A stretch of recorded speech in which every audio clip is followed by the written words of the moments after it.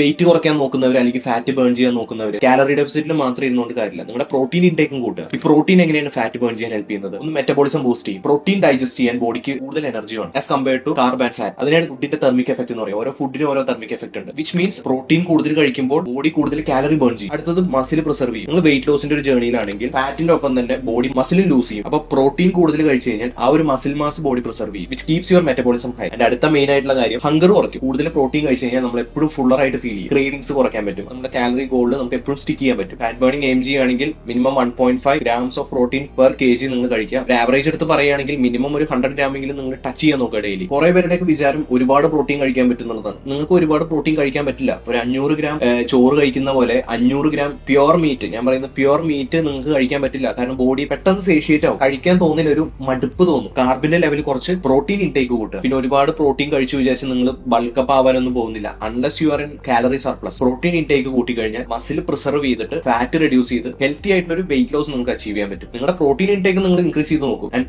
നിങ്ങൾ തന്നെ നിങ്ങളുടെ റിസൾട്ട് നോക്കുക.